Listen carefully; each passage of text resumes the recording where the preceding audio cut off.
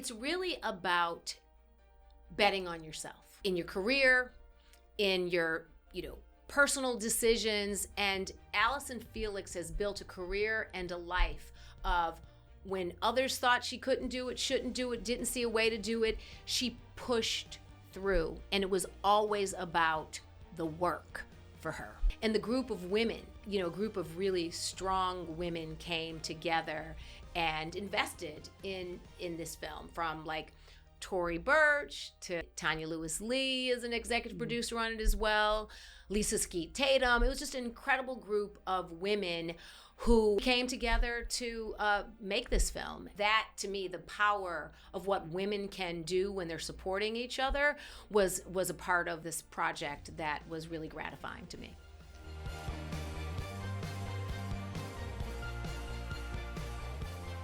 Hi, everyone, and thanks for joining us on How She Does It, where talented women share their stories of pursuing their passions and achieving success. And yes, we ask them, how do they do it? I'm Karen Finerman, and I really enjoy having these conversations that center on women, money, and power.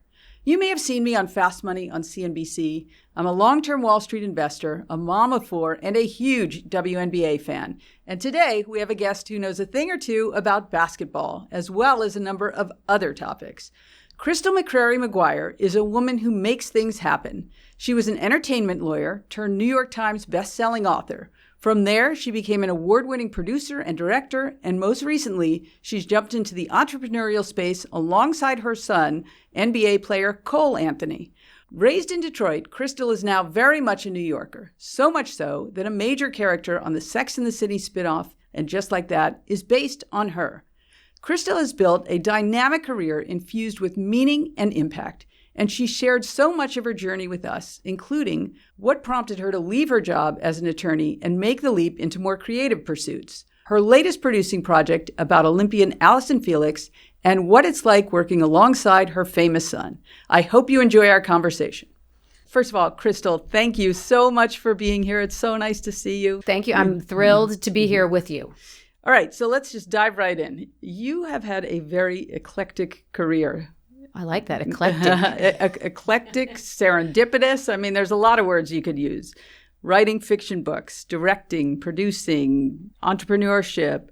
So what do you love about the professional life that you've built? Right. Well, I like you added in serendipitous, because I do think that serendipity has played a part in my journey, and it's allowed me to have a fluidity with the career choices that I have made. It's interesting. The first book I ever wrote was a part of a serendipitous journey.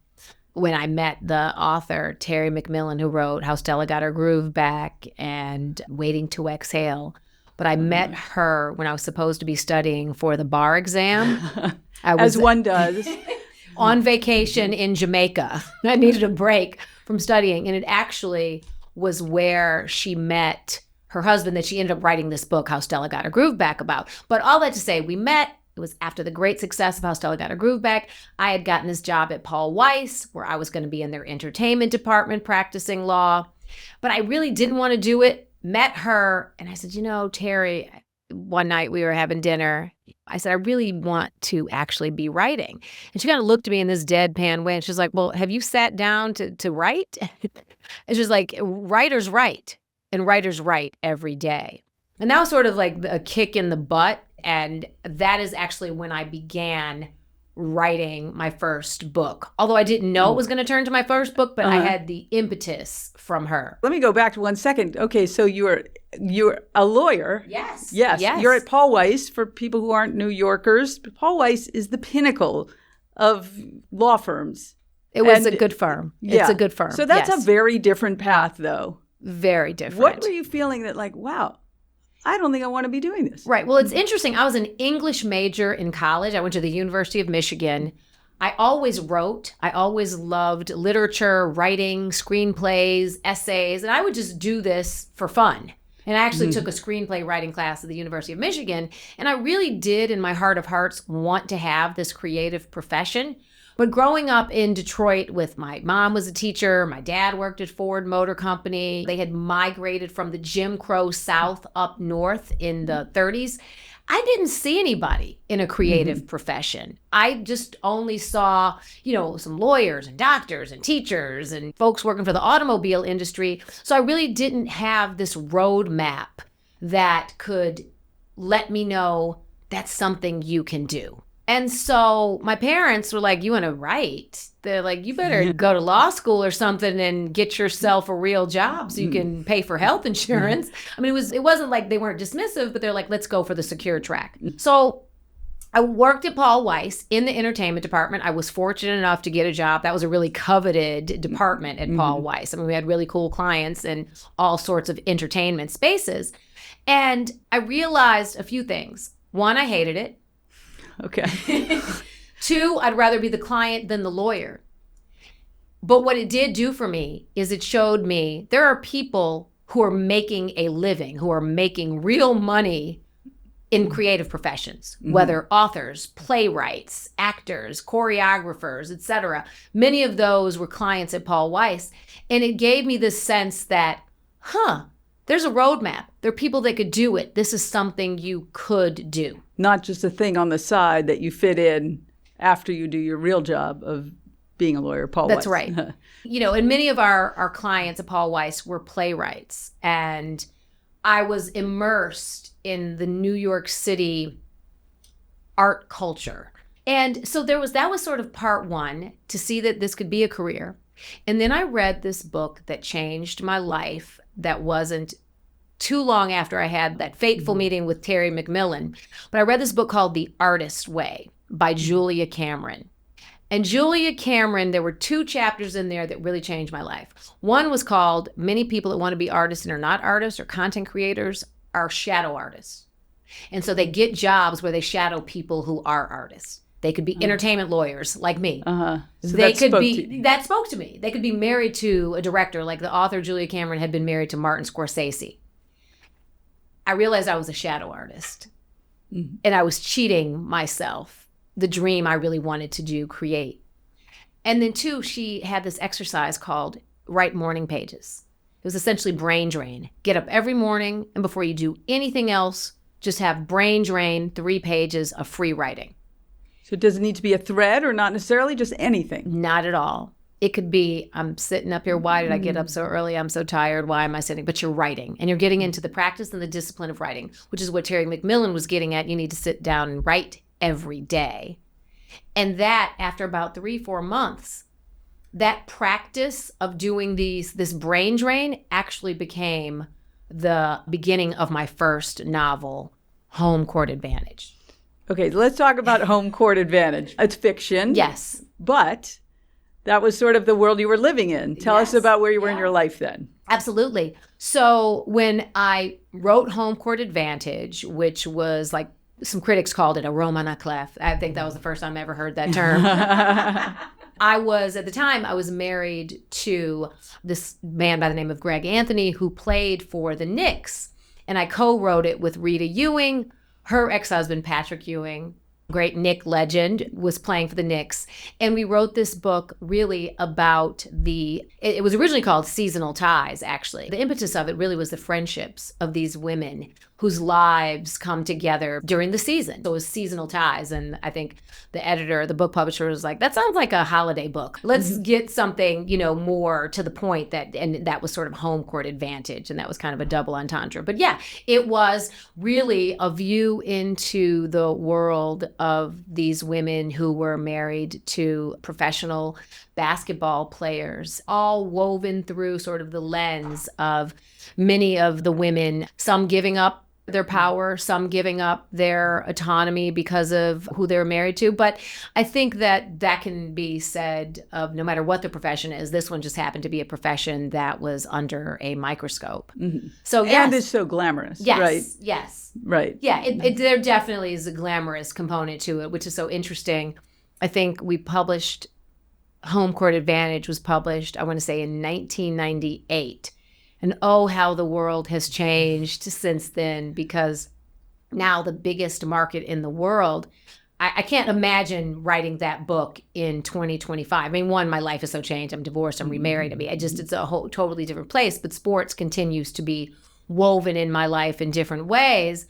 But now, just because of social media and everything is hyper glamorized, and you now have what's tunnel to runway, and that's just not for the men players, that's the women players. It's not just in basketball. So everyone's living their lives out loud and for public consumption, and it's particularly amplified for celebrities. And of course, we know athletes, professional athletes are celebrities, even non-professional athletes. If you have an Instagram following or a nice TikTok following, that is the world of influencers that we're living in.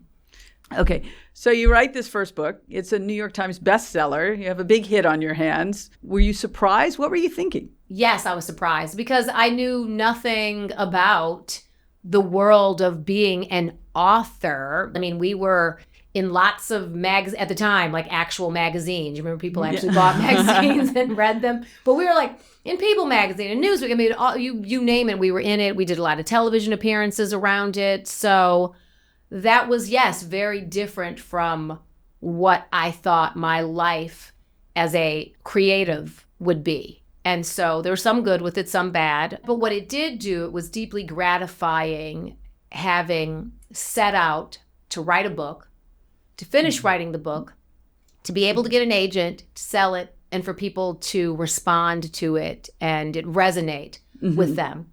That was quite an enjoyable experience as kind of first time out. I'm sure there was a lot of beginner's luck, but... Well, so you said there was some good and bad. What were you thinking when you said that? What was the good? What was the bad? Well, I don't think in hindsight that I particularly liked at that time in my life the sort of the public glare. And again, it's not like I was Beyonce walking down the street or something. But I really did and do like the practice of the solitariness of writing. And so to have to switch hats and go and promote it, you're in a different headspace going and doing that. So it was just a different skill set that I had to try to hone. And I didn't always like it. You don't always feel like talking about what you do in the privacy of your own home, which is writing. Yeah. All right. Well, so then you went on to write another project. This was funny. So Tanya, she had been doing some producing, and we had originally come together to make Gotham Diaries, not as a novel, but as a scripted series that was inspired by this New York City real estate broker to kind of like the black bourgeois in New York City, sort of like the black athletes, the black investment bankers. And he had sold both of us properties. He was a real life person. I guess Roman again of sorts, but his name's Spencer Means. And he was just such a character. And I think for that, we both did this sort of deeper study of people who come to New York City and reinvent themselves. And we saw it as being a scripted series about New York City real estate and the cutthroat nature of that, the backstabbing, but also sort of the vicarious living. And we were going to be doing it under Spike Lee, her husband, under his deal he had. I think at the time it was USA Network, and we were partnering with ABC, and we were just about to close the deal on it being bought, licensed, whatever, to ABC. And September 11th occurred. And which is obviously just incredibly devastating for New York City, and the idea of New York City real estate as a series no longer held an appeal to the network. But we had spent so much time trying to create this. So Tanya and I said, you know what, let's turn it into a novel.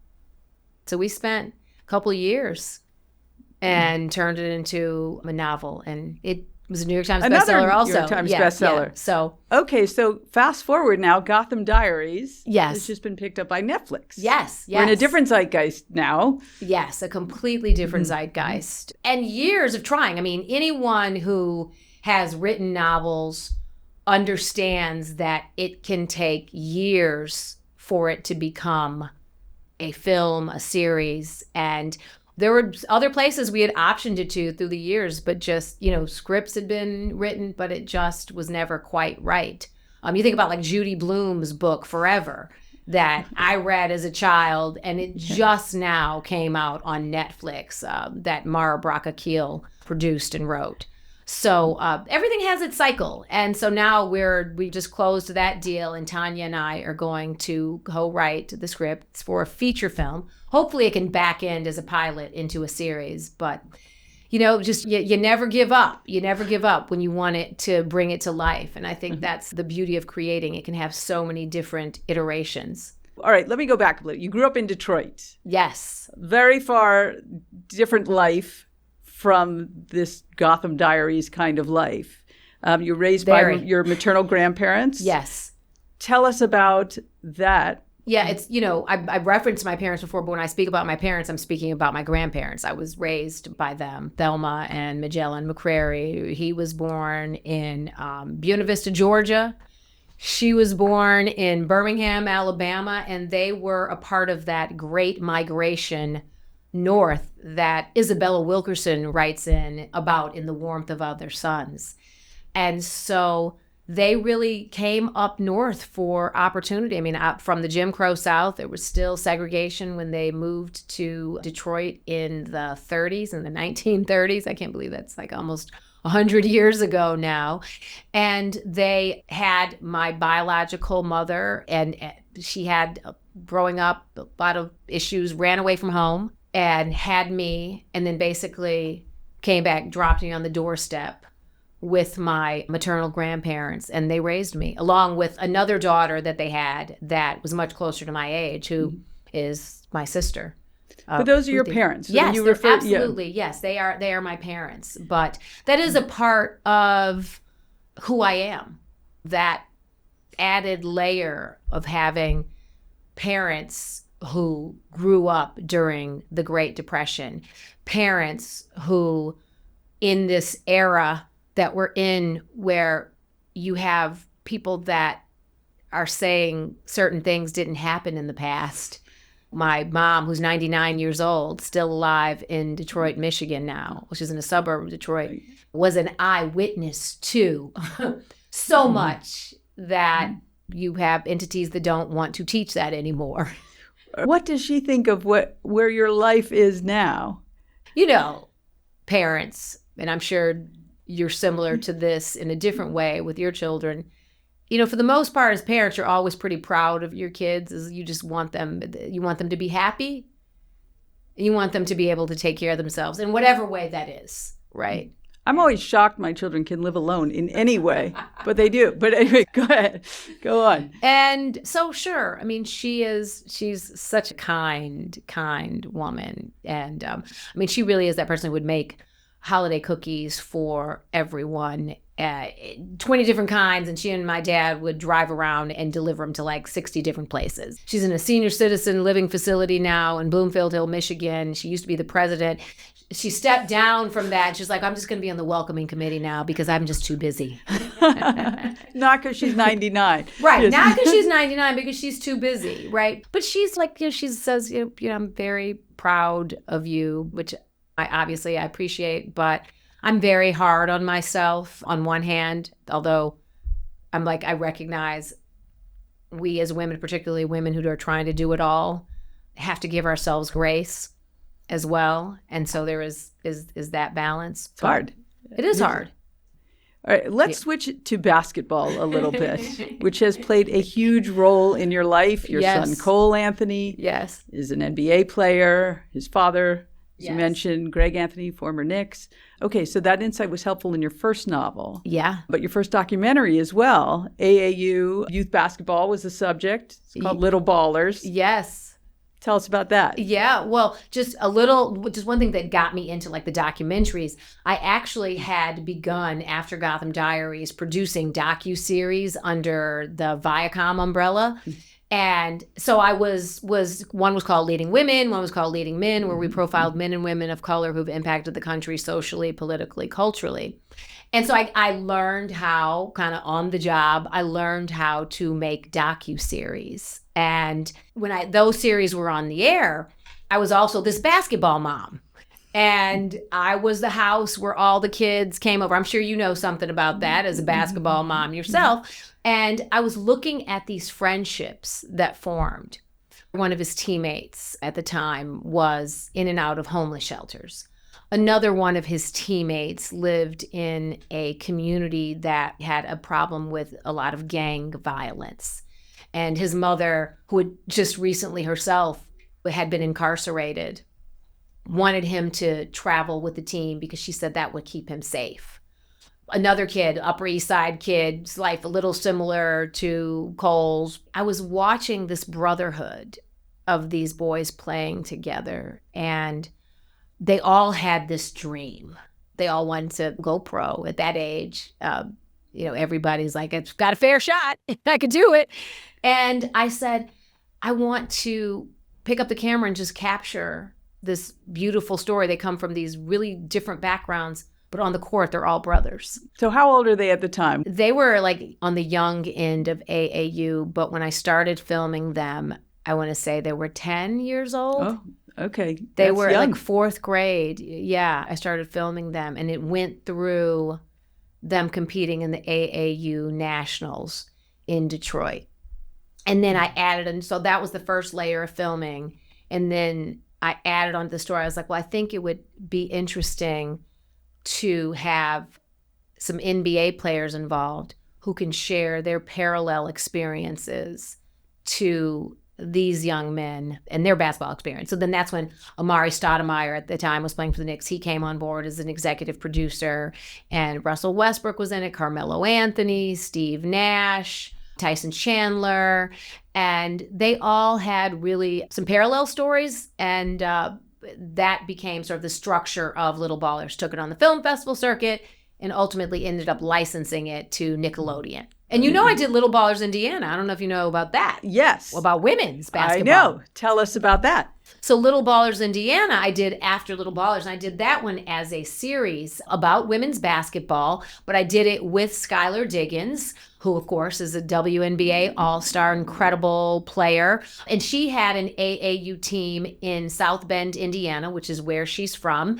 And what we did with that was we had several WNBA players in that film as well, sharing their parallel experiences with the young girls on Skylar's AAU team. And we just were able to explore so many themes of girls' sports and what girls get out of sports beyond just what happens on the court, but the self-esteem, the being able to work through adversity, teamwork. And then also what I loved about doing Little Ballers Indiana with Skylar and having an opportunity to talk to greats like Lisa Leslie, who was in it, Elena Del Don, Tamika Catchings, Shamika Holdsclaw, Brittany Griner, who were all in the series, is them to do a breakdown of just how fundamentally sound and strong the women's game is and always has been, even before it got the shine, even before the Angel Reese, Caitlin Clark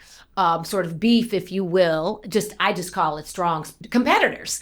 But that really brought women's basketball to the zeitgeist in a way even beyond what, say, UConn's women's team did. But the product, the game itself of women's basketball has always been fundamentally strong. I know, and it's thrilling now that there's a recognition of it. Oh, it's great. Incredibly thrilling and long overdue, and it's only going to grow. I hope so, for a lot of reasons. Yes. So I always wonder this. I'm a big WNBA fan, and I love the Liberty, and when I watch them play in the playoffs, I can hardly breathe. What is that like when it's your son? Do you get that way when you watch the Liberty now? That's just your team. It's pain and pleasure at the same time. Right. Yeah. Exactly. Yeah. No, it's very hard. It has been very hard to watch Cole in particular play. Just part of it, like the firstborn, and at that, a certain level. Ella, it was less so, and Leo even less so. I have a 12-year-old now from, my husband, Ray McGuire. We have a son, Leo McGuire, and he plays with Riverside Hawks. I feel like you've been through it, and I also have a different sort of perspective now on it, feeling like I've been through every phase of it. I don't even really care about winning with Leo at this age. It's like, I really just want you to play as hard as you can, your personal best, and please, please, please try and have some fun. I mean, it just the perspective, so different. Yeah, that's a lot less stressful. The Yes. 12-year-old Leo Yes. game. Yeah. Okay, did you play any sports growing up?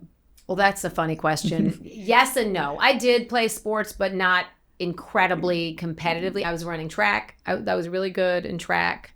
My kids always laugh at me when I say this. I actually ran track on the boys team in middle school because I was so fast. Really? But it just didn't translate into high school for me. And I don't exactly know why, but I just didn't have that drive in that way. That was not what I was more interested. I will say I was more interested in the arts. Okay. All right. Going back to basketball a little bit again. Okay. Tell us how the Game Up app works. So Game Up is something that I decided to found with Cole. It's a youth sports tech platform. And it came up because for 15 plus years, I was that parent that other parents would reach out to and say, can you help me find a team, a program, a clinic, a camp for my child? What I realized is parents really were trying to figure out how to navigate this youth sports landscape. And so I started aggregating a lot of information in this space, probably about 4 or 5 years ago. And I said, let me actually hire a team. Let me hire, a software developer, a UI, UX, graphics designer, a chief content officer, COO, all that stuff, all the things. And that is how Game Up was born. I thought it was going to be 95+% parents that come to the Game Up platform. Because this is how it works. You put in your kid's age, gender, and zip code, and it comes back, these are the teams we found for you. Just one-stop shopping. You don't have to do any other research. And they've been curated and, based on those filters. Is this for serious players only, or? Well, thank you for asking that. The serious players, the serious elite players, they don't need Game Up. But the serious elite players, we're talking about they're 1% of this total addressable market, right? The youth sports landscape from a monetary perspective, based on the Aspen Institute 2022 study that they did with Team Snap, parents in America spend $40 billion a year on youth sports. So we're going after that 99%. So what we discovered is when appointments were made with the concierge to do a deeper dive beyond just I'm looking for a team, it was 60% parents making the appointments and 40% kids as young as 12 years old who made appointments with the concierge that had questions like they were looking for a team. They were looking for a trainer. They were looking for a second team because they're too good for the current team they're on. How do I get on another team? They're looking for a team. Sometimes they're not good enough on the team and they're looking for more playing time. So that is what we found in the market research. And so we're just in New York now in the tri-state area, and we're expanding to across the US, and we're expanding to other sports beyond basketball. All right, so you're doing this with Cole, your Yes, son. What is yes. it like working on a project like this with your son?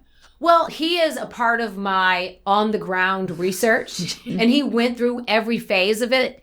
And so it's wonderful to be able to have a project that you can work on with your child where you actually are not fighting and they're not. He's like, oh, actually, you do know something, Mom. Yes. You really went through all of this, and it gives us some more quality time together. And as a parent whose kids who have moved out of their house except for one, anytime I can get extra time with one of my children, I appreciate it. Oh, I get it. All right, let's get to your production company. Yes. Okay, I love the name. It's called Get to Yes. Get to Yes for who? For everyone? For you to get to yes? For people to sign on to the project? Right. Well, mainly, yeah. I would say you touched upon, it's like a triple entendre, the way you touched upon it. I hadn't quite thought of it in all of those ways, but yes, definitely our production company to get to yes from distributors, to get to yes from talent wanting to be in business with us, and just get to yes, like an affirmation of how do we get from ideation to completion. And that has really been sort of my life journey. And so when I approach a project, I approach it from the perspective of, if I start this, I'm going to finish it. And along the way, there are going to be some no's. Right. As there are for all of us. Yeah. But we're looking to get to that yes. And all it takes sometimes is one yes. All right. Let's talk about your current documentary that you've been involved with, Allyson Felix, called She Runs the World. Oh, yes. This is a fantastic story. Tell us more about it. Yeah. So the Allyson Felix documentary that my production company was one of the producers on, called She Runs the World, is an incredibly empowering, inspirational documentary directed by two very talented directors, Perry Peltz and Matt O'Neill. And it's really about betting on yourself. At its core, it's about betting on yourself in your career, in your personal decisions. And Allyson Felix has built a career and a life of when others thought she couldn't do it, shouldn't do it, didn't see a way to do it, she pushed through. And it was always about the work for her. And that was a story that deeply resonated. I'm, of course, as I mentioned to you, I had my early track and field days, not even close to her level. But I am a track and field fan, and I was a fan of this story. And the group of women, a group of really strong women came together and invested in this film, from like Tory Burch to Janice Bay. Tanya Lewis-Lee is an executive producer on it as well.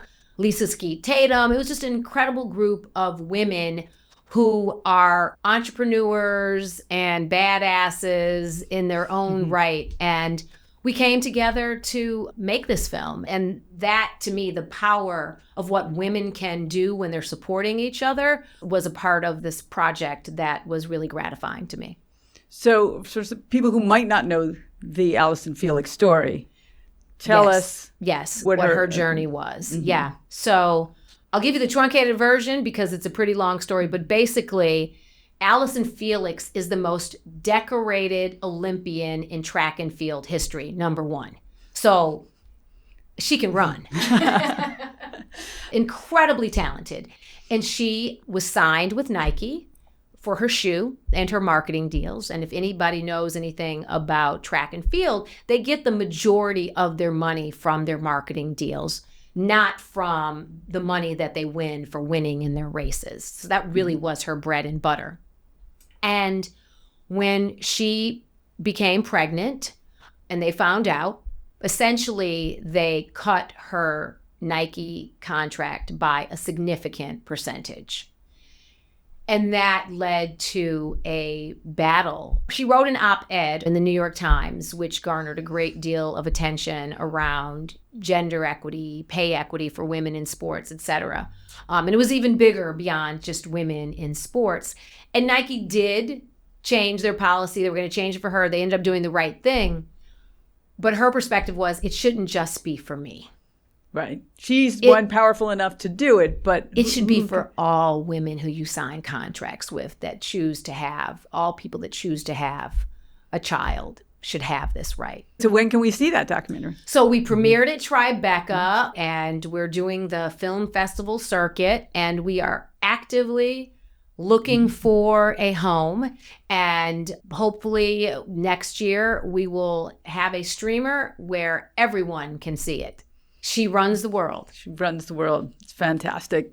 All right. It is well known that you are an inspiration for the Lisa Todd Wexley character in the Sex and the City spinoff and Just Like That, which is so flattering. I remember watching it with my daughter who knows your daughter. I see that character. I'm like, oh my God, that's Crystal. What gave it away? Everything.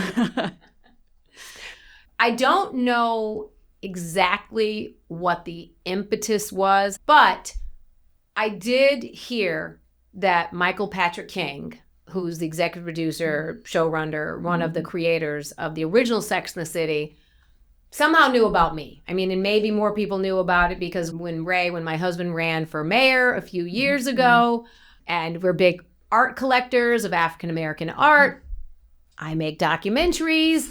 So I think that things were probably written about us during Ray's mayoral run. And as writers, you get inspiration.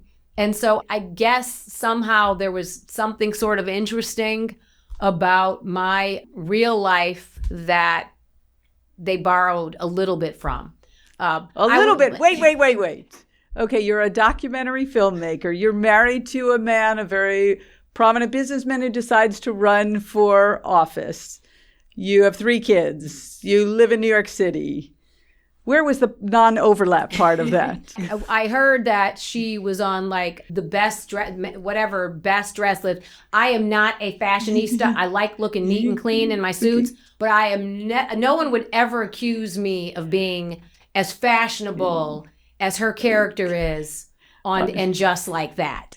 Well, they're all kind of amazing, but yeah, okay, I get what you're saying. You're always very fashionable, but not, that's a different level. That's a different level. And Nicole Ari Parker in real life and LTW, like, I could only wish to have that level of fashionista-esque. All right, so if you could have your own, Sex and the City lunch, 3 other women, who would it be?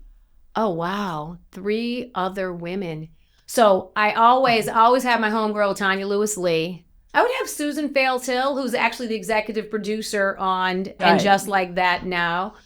Tanya, Susan. Do I have to do 3? I definitely could go would with have Nicole. Yeah. Oh, Nicole. Yeah, Nicole would be, which is so funny. Susan and I had a spot. This is like such a New York City thing, though. Susan Fails-Hill and I were sitting there eating at the Smith on Broadway, and on the street or on the sidewalk, she looks up and she's like, oh, and it's Nicole Ari Parker's husband, Boris Kojo, the gorgeous supermodel, actor, entrepreneur.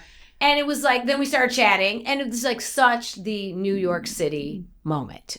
I love those New York City moments. I do too. All right, so when the show came out, are people like texting you? Like, first of all, is that you? Must be you. And what about this or that? Well, the one part I left out, the first hint that I got that there was a character in the making was this, there's somebody, I won't name who it is, but she's that friend in my friend group who's like the town crier and is always coming to you about some gossip or some news. And she came in one of the group texts saying, word on the street, Crystal, is that one of the characters in the new Sex and the City reboot is based on you. And it sounded so ridiculous because I was like, that's so random, that's so ridiculous. And I was like, with this girlfriend, I was like thinking, this is another one of you just making something up. And then as it got closer and closer to it, I started hearing more about it. And then someone kind of fessed up and were like, well, yeah, you were the inspiration for da-da-da-da. And one of the producers actually on the show was saying, do you think we could borrow some of your art also to put on set? And I was like, no. But yeah, so people did come and say that to me. Okay. I don't know how your husband thought about it. Ray McGuire, as I said, high-powered guy in finance. You're both very busy people. You have a 12-year-old son at home. You got a lot of other stuff going on. How do you make it work? How do you do it? Wow. Well, my big joke, but not such a joke, is it has to be on the calendar. Ray is like, if it's not on the calendar, it doesn't exist. Literally, my husband says the same thing. Yes. Very good. That's one thing. It has to be on the calendar. I must admit, I am not as good as Ray is with the calendar. He is a stickler for it. And he really respects my career. He never, not that it was his choice, but he never, wanted to be married to someone who was just kind of sitting at home without a busy schedule, because he has a busy schedule. I think that he's probably even busier than me. And we just complement each other in that way. But we do trade off because we have a young son. For us, since he's the youngest and the last, he's 12, but we are kind of trying to keep him a baby as long as he can. So we try to tag team, and we try not to both go out at the same time, except unless it's one of those like black ties that we both have to make a command appearance at. But we just really great communication, great calendaring, and we both have mutual respect for the work that we do. All right, Crystal, it's time for our lightning round. We have some fun questions for you. A few are would you rather types. All I ask is that you just answer the first thing that pops into your head. Don't think about it. You ready? Okay. I'm ready. All right. A dishy movie or a documentary? A documentary. Would you rather be moved or laugh uncontrollably? Laugh uncontrollably. Totally agree. Yeah. Okay. Would you rather Christopher Jackson in Hamilton or Christopher Jackson in And Just Like That? Oh, Hamilton. Okay, would you rather be front row at an NBA game or in the bleachers at an AAU game? Front row at an NBA game. Okay. Would you rather a day spent in the editing room or a night on the red carpet? Editing room. I hate red carpets, by the way. What do you hate about them? I don't like all that fake laughing, smiling. You have to look perfect, and I just, I've done it, but I don't like it. Okay. What is your dream documentary subject? Ooh, I want to do a long-form documentary on the Legal Defense Fund. I've done 10 short docs on the Legal Defense Fund, who are the civil rights legal architects of America, founded by Thurgood Marshall. That is my dream documentary. Okay. I like the forcefulness of that answer. Okay. Would you rather run track in the Olympics or play in the WNBA? Play in the WNBA. Okay. Okay. What have you changed your mind about in the last year? What have I changed my mind about in the last year? I haven't really changed my mind about anything in the last year that I can think of. Okay. Because positions I have on things, for the most part, I do a lot of research, and it's grounded in probably 20 years of therapy. So I'm pretty clear on, the only thing I would say is I just, try to give people grace more. All right. That's a great answer. Okay. What books are on your nightstand or in your Kindle? Oh, I still have, which I need to finish, Einstein by Walter Isaacson. I have multiple books I'll rotate through. The Cleopatra book by Stacy Schiff. I still need to finish that. Also on my nightstand is the Frederick Douglass biography by David Blight. That's like 800 pages long. But I do like, as you can see by that, I like biographies. I do like biographies, yes. Well, as a documentarian, that sort of really fits. Yeah, I do. Okay. All right, this last one in 2 parts. What is the best investment you've ever made and the worst investment you've ever made? And the term investment can be very broad. It could be a class. It could be something you tried. It could be anything.